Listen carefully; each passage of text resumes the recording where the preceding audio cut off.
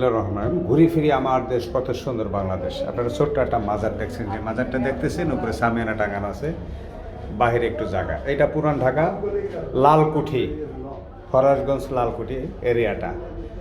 এখানে 1 ইঞ্চি জায়গার দাম 1 কোটি টাকা।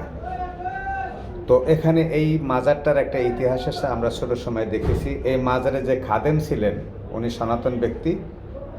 উনি নিজে এক সময় এই মাজারটার দেখাশোনা করতেন। এখন তার ওনার মেজো ছেলে করে, উনি আবার ওনার আগে করত ওনার নানি। তো বংশ পরস্পর কর্মে এই মাজারটাকে দেখাশোনা করতেছে। কেউ বলতে পারে না যে এই মাজারটা কতশো বছর আগে।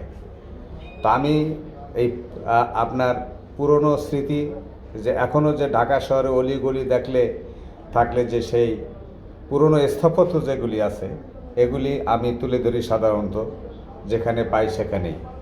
তো এর আগে যে আমি তারাবাইয়ের ইন্টারভিউ নিয়েছিলাম, ওই তারাবাই মাজারটাকে দেখাশোনা করতেন, এখন ওনার ছেলে। আর তারাবাইয়ের আগে দেখাশোনা করতেন ওনারই দাদি। এই যে মাজারটা, এই যে বাইরে থেকে দেখেন, বাইরে কিন্তু রাস্তা, এই যে মাজারটা আর কি সেই। তো যারা তাসব ছিলেন, যে মাজারের দিকে আছে, ছাদের উপরে আছে।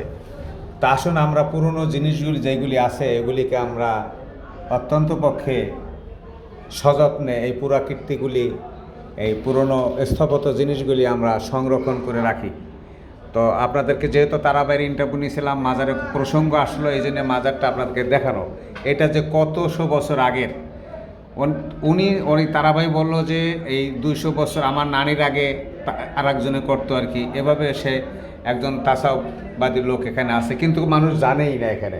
ঠিক আছে, এখানে এত বড় সুন্দর একটা, এটা যে পেঁয়াজের আড়তের দিকে সব।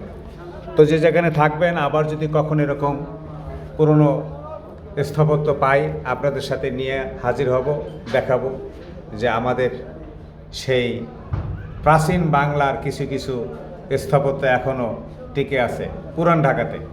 যেখানে থাকবেন ভালো থাকবেন, এবং অবশ্যই আপনার প্রতিবেশীকে ভালো রাখবেন। আবার দেখা হবে, আবার কথা হবে এরকম কোনো প্রাচীন নিদর্শন পেলে। আসসালামু আলাইকুম।